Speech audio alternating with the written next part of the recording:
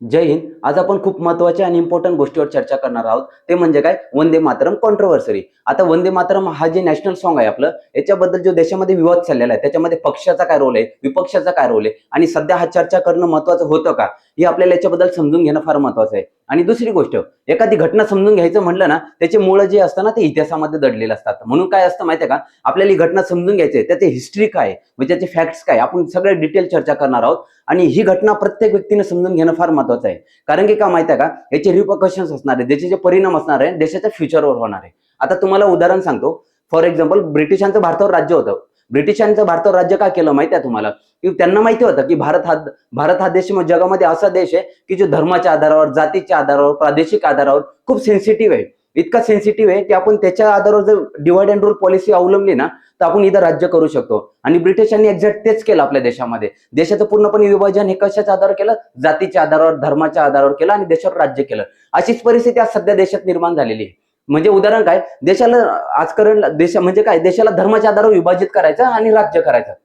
आमचा मार्ग काय आहे? आमचा मार्ग सरळ आहे. म्हणजे उदाहरणार्थ सांगायचं काय? आपला जो तिरंगा आहे, तिरंगाचा काय रोल असतो? काही व्यक्तींनी काय केलंय? तिरंगाचा जो केसरी रंग आहे ना, तो हिंदू धर्माशी जोडला गेलेला आहे. जो ग्रीन कलर आहे ना, तो मुस्लिम धर्माशी जोडला गेलेला आहे. व्हाईट कलर आहे, तो दुसऱ्या धर्माशी जोडला गेलेला आहे. अशोक चक्रावर जो ब्लू कलर आहे, तो वेगळ्या धर्माशी जोडला गेलेला आहे. पण कधी आपण देशाचा विचार करतो का? हा जो तिरंगा आहे ना, कोणत्या एका धर्माचा नाहीये. तो पूर्णपणे देशाचा आहे. या तिरंगाखाली ना प्रत्येक व्यक्ती समान आहे. कळलं का?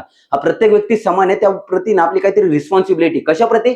या देशाप्रती, या मातीप्रती आणि दुसरी गोष्ट या तिरंगाप्रती. तिरंगाच्या समोर आहे ना कुठलाही धर्म, कुठला जाती, कुठलाही पंथ सगळे समान असतात. आणि आपण काय करतो माहितीये का? या देशाला पूर्णपणे विभाजित करण्याचा प्रयत्न करतो. ते म्हणजे धर्माच्या आधारावर, जातीच्या आधारावर. समजलं? आता काय आहे?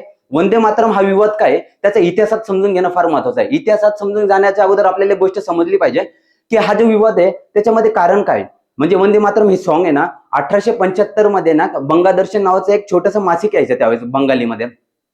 तर बंगदर्शन नावाचं एक मासिक यायचं. त्या बंगदर्शनमध्ये हे वंदे मातरम हे सॉन्ग आहे. हे बंकिमचंद्र चट्टोपाध्याय यांनी हे लिहिलं होतं. कोणतं? बंगदर्शनमध्ये. त्याच्यानंतर काय झालं होतं? 1882 साली, 1882 साली नाही का, आनंदमठ नावाची एक कादंबरी आहे. कादंबरीमध्ये त्याची रचना करण्यात आली होती. म्हणजे तुम्हाला फॅक्ट सांगतोय.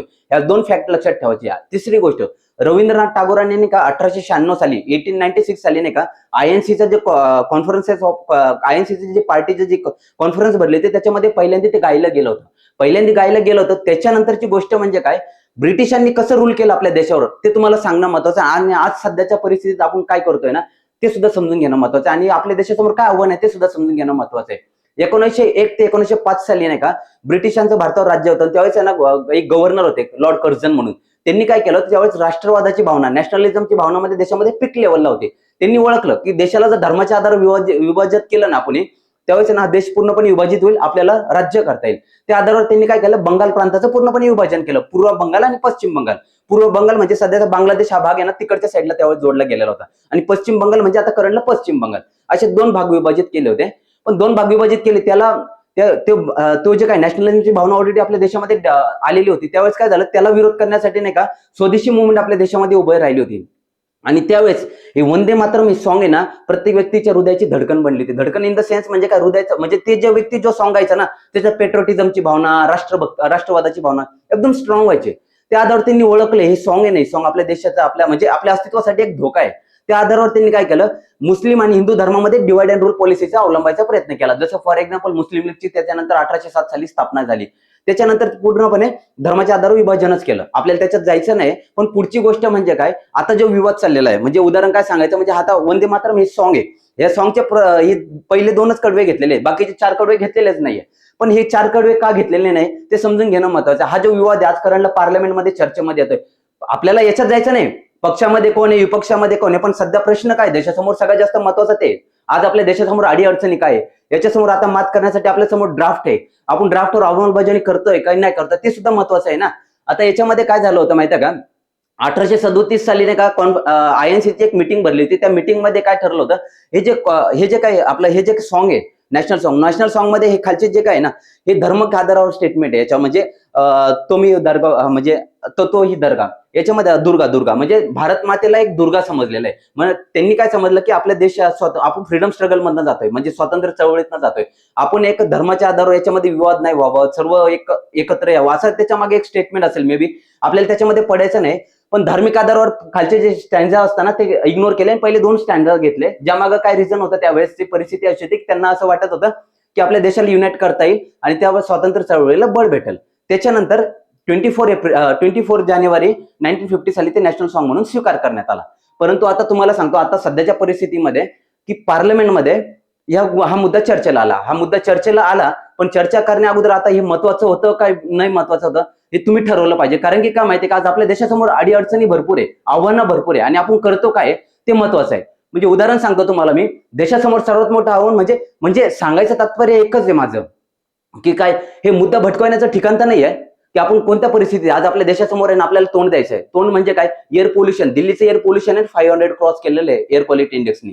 नंबर सेकंड तुम्हाला दुसरी गोष्ट सांगतो, ही दिल्लीचीच परिस्थिती नाही, आपल्या देशामध्ये अनेक भागाची परिस्थिती आहे आणि प्रत्येक रिपोर्टच्या माध्यमातून इंडेक्सच्या माध्यमातून म्हणजे फॅक्ट वाईज जायचं म्हणलं तर भरपूर सारे लँडसेटचे रिपोर्ट झाले, WHO वर्ल्ड हेल्थ ऑर्गनायझेशनचे रिपोर्ट झाले. या रिपोर्टच्या माध्यमातून दिसते, परंतु शहरी भागात आम्ही राहतोय, आम्हाला पण कळतंय देशाची परिस्थिती सध्या काय.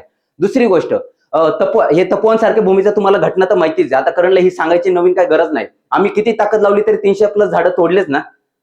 या गोष्टीचा आपण काय विचारच करत नाही. आपल्या देशाची परिस्थिती काय, आपण मुद्दा कोणत्या गोष्टीतनं कोणत्या गोष्टीकडे डायव्हर्ट केला जातो हे तुम्ही ओळखलं पाहिजे, हे समजलं पाहिजे, नाही देशासाठी काम केलं पाहिजे. दुसरी गोष्ट, आज देशामध्ये वुमेन व्हायलन्स, आज जे रेप विक्टिमचे जे शिकार भरत आहे, म्हणजे तुम्हाला सांगतो मालेगावची केस 3 वर्षाखालची मुलगी. दुसरी गोष्ट, निर्भया कांड झाल्यानंतरच आहे ना, निर्भया कांड झाल्यानंतर कोपोडीचं प्रकरण पण झालं होतं. नंबर थर्ड, अशा हजारो लाखो करोडो घटना देशामध्ये होत आहे. महिला सशक्तीकरणासाठी ड्राफ्ट तयार आहे, सगळ्या गोष्टी तयार आहे. फक्त काय होतं की आपण एक बेंच तयार करत नाही. सत्ता पक्ष म्हणजे सत्ताधीश पण आणि विपक्षातील एक दिवस अशी एकत्र आलं पाहिजे. देशासाठी एक चांगलं महत्वाची एक मीटिंग भरवली पाहिजे ना, एक ड्राफ्ट तयार केला पाहिजे जो देशाच्या हितासाठी असेल. याच्यावर अजून कोणीच काम करत नाही. नंबर थर्ड म्हणजे असा एक महिला सशक्तीकरणाचा ड्राफ्ट तयार झाला पाहिजे. वुमेनच्या व्हायलन्सच्या अगेन्स्ट देशात समस्या भरपूर आहे, तरी आपण करतो काय, वंदे मातरम हे सॉन्ग मधनं ना 4 स्टँजा का वळवले गेले याच्यावर डिबेट करतो. डिबेट करायला हरकत नाही, पण सध्या देशाची परिस्थिती काय. नंबर 4, आज करणला बघितलं अनएम्प्लॉयमेंट, रोजगाराच्या समस्या भरपूर काही आपल्या देशामध्ये. प्रामाणिकपणे सांगायचं म्हणलं, भरपूर जो युथ आहे त्यांची प्रॉपर आज करणला एक्झामच्या तयारी भरपूर सारे करतात, त्यांच्याबरोबर प्रॉपर एक्झाम होत नाही, त्याच्यामध्ये भरपूर सारं करप्शन होतं. आज या गोष्टीबद्दल एक दिवस बोलणार आहे आम्ही सगळे, बट काय अनफॉर्च्युनेटली काय याच्याबद्दल सगळ्या गोष्टी होतच नाही राहिल्या ना प्रॉपरली वर. आपल्या समोर या समस्या पण आहे, ट्रान्सपरन्सी नावाची गोष्टच नाही. अनएम्प्लॉयमेंट झालं, इन्फ्लेशन झालं, महागाई झालं. आज देशावर सगळ्यात मोठं आर्थिक आव्हान आहे, आर्थिक संकट आहे. त्याच्यामध्ये रिझन काय, डॉलरच्या तुलनेत रुपया जो आहे ना पूर्णपणे कमजोर झालेला आहे. कमजोर झालेला, पण त्याचा परिणाम काय होणार आहे, middle class lower middle class वाल्यांवर होणार आहे. जे बिझनेसमॅन वगैरे यांचा होणारच नाही ना पाहिजे तसा, कारण की त्या मागे रिझन काय, त्याच्यावर पण एक लेक्चर पडणार आहे. पण एक गोष्ट सांगायचं काय, इन्फ्लेशन महागाईचा परिणाम आहे ना लोअर मिडल क्लासवर सगळ्यात जास्त होते, मिडल क्लासवर. हे सुद्धा समजून घेणं महत्वाचं. पोल्युशन, जे वॉटर आपलं नदी प्रणाली जे काय, नदी जे काय रायव्हर सिस्टम, इतकं पोल्युशन आहे देशामध्ये, हे सगळं सुद्धा याच्यात म्हणजे इतक्या समस्या आहे आपल्या देशामध्ये, तरी आपण कोणत्या गोष्टीबद्दल चर्चा करतात. दुसरी गोष्ट, corruption. Say no to corruption. आता प्रामाणिकपणे सांगायचं म्हणजे नाही का, आपला देश आज पण आहे ना आमच्या सरकारचा विश्वास आहे देशाच्या कॉन्स्टिट्यूशनवर आहे. दुसरी गोष्ट, सुप्रीम कोर्टावर आहे, हाय कोर्टावर आहे, आणि त्याच्या आधारावर हे सगळ्या काही गोष्टी चाललेल्या आहेत. तिसरी गोष्ट, से नो टू करप्शन. भरपूर सारे व्यक्ती, त्यांचे नाव घेण्याची गरज नाही, अशा अनेक व्यक्ती आहेत जे करप्शन करून आज पण सत्ताधीशी झालेले. आम्हाला त्याच्याशी फरक पडत नाही, तुम्ही सत्ताधीश व्हा, काही करायचं जे करायचं ते करा, पण तुम्हाला असं वाटतं की तुम्ही या मुद्द्याकडे डायव्हर्ट केलं तर आमच्या सारख्यांचं मन भरकटणार आहे का? आमचं मन कधी भरकटणार नाही. आज देशाची परिस्थिती काय आहे की ती समजून घेणं महत्वाचं आहे, त्याच्यावर काम करणं महत्वाचं आहे. हे करप्शन थांबवलं पाहिजे. तुम्ही किती मुद्दे डायव्हर्ट करण्याचा प्रयत्न केला ना, ते वेल एज्युकेटेड लोक डायव्हर्ट होणार नाही, एवढं 100% सांगणं आहे. आणि दुसरी गोष्ट, याच्यातला मेसेज एकच आहे की आपल्या देशातील जे राजकीय पक्ष असतात, विपक्ष असताना, आम्हाला कोणत्या राजकीय पक्षाची घेणं नाही ना, कोणत्या राजकीय व्यक्तीशी घेणं देणं नाही. आमची निष्ठा या देशाशी आहे, मातीची आणि मातृभूमीची आहे. नंबर सेकंड, आपल्याला काय करायचं की आपल्याला देशाला मजबूत बनायचंय. झालं गेलं सगळं सोडून द्यायचे, पण अशा मुद्द्यांकडे जायचं नाही. जे देशहिताचे मुद्दे आहेत त्याच्यावर डिबेट झाली पाहिजे, त्याच्यावर प्रॉपर मूव्ह ऑन केलं पाहिजे. परंतु नंबर सेकंड काय, एक दिवस आपल्या पार्लमेंटमध्ये, स्टेट लेजिस्लेटरमध्ये जे पक्षातील लोक आहे, विपक्षातील लोक आहे, एक दिवस एक देश म्हणून एकत्र आलं पाहिजे.